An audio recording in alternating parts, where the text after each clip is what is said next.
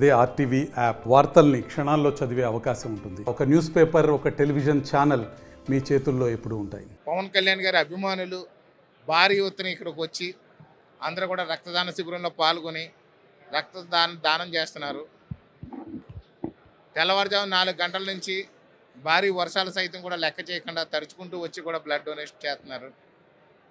ఇది పవన్ కళ్యాణ్ గారి మీద ఉన్న ప్రేమతో పాటు ఎన్డీఏ ప్రభుత్వం మీద ఉన్నటువంటి నమ్మకంతో మా మేము ప్రజలందరికీ ఉపయోగపడాలి, అనారోగ్య పరిస్థితుల్లో ఉన్న వాళ్ళందరికీ కూడా మా రక్తం ఉపయోగపడాలని చెప్పి స్వచ్ఛందంగా వచ్చి ఇక్కడ రక్తం ఇస్తున్నారు. ఈ కార్యక్రమాన్ని తెలుగుదేశం సీనియర్ నాయకులందరూ కూడా దగ్గరుండి పర్యవేక్షణ చేయడం కూడా మాకు చాలా ఆనందాన్ని ఇస్తుంది.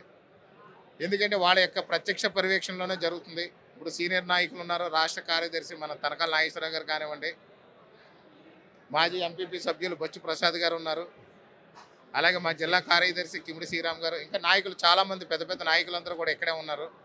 అందరూ కూడా ఇక్కడ ఉండి ఈ కార్యక్రమాన్ని అంతా కూడా చేస్తున్నాం. ప్రతి సంవత్సరం ఏదో ఒక స్వచ్ఛంద సేవా కార్యక్రమాలు చేస్తాము. కానీ రేపు ఎల్లుంట్లో కూడా, రేపు 1వ తేదీ, ఎల్లుండి 2వ తేదీ, ఈ 2 రోజుల్లో కూడా ఈరోజు క్లైమేట్ని బట్టి కార్యక్రమాలు డిజైన్ చేస్తాం.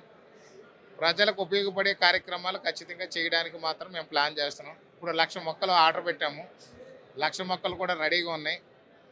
అంటే పవన్ కళ్యాణ్ గారు పుట్టినరోజు పేరుతో 1,00,000 మొక్కలు కూడా గతంలో కూడా ఇవ్వడం జరిగింది.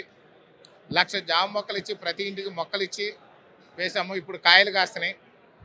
జామకాయలు పిల్లలు తింటున్నారు, పశుపక్షాదులు తింటున్నాయి, మనుషులు తింటున్నారు, అందరూ తింటున్నారు. అవి చాలా ఆనందాన్ని ఇస్తుంది. అదేవిధంగా నేను పార్టీలోకి వచ్చిన తర్వాత ఇచ్చిన జామి మొక్క కాయలు కాసినట్టుగానే ఈవేళ జనసేన పార్టీ 21/21 సీట్లన్నీ కూడా గెలిచాము. మేము కూడా అధికార ఫలాలు కూడా ప్రజలకు అందిస్తున్నాము, అటు జామి ఫలాలు కూడా అందిస్తున్నాము. ఈ సంవత్సరం కూడా వినూత్నంగా మరొక మొక్కనిచ్చి ప్రజలందరికీ అది కూడా మంచి ఫలితాలు ఇచ్చే విధంగా ప్రయత్నం చేస్తున్నాం. కానీ వాతావరణం ఎలా ఉంటుంది అనేది చూస్తున్నాము. ఖచ్చితంగా రేపు ఎల్లుండి ప్రోగ్రాం సాయంత్రంలోగా వాతావరణాన్ని బట్టి మీకు తెలియజేస్తాం. ముందుగా మరొకసారి జన సైనికులకు, వీర మహిళలకు, పవన్ కళ్యాణ్ గారి అభిమానులకు, మేఘా అభిమానులకు, మన ప్రియతమ నాయకులు శ్రీ పవన్ కళ్యాణ్ గారి పుట్టినరోజు శుభాకాంక్షలు మీ అందరికీ తెలియజేస్తున్నాను. మరిన్ని వీడియోస్ కోసం ఛానల్ ని సబ్స్క్రైబ్ చేయండి, లేటెస్ట్ అప్డేట్స్ కోసం వాట్సాప్ ఛానల్ ని ఫాలో చేయండి అండ్ లింక్ డిస్క్రిప్షన్ లో ఉంది.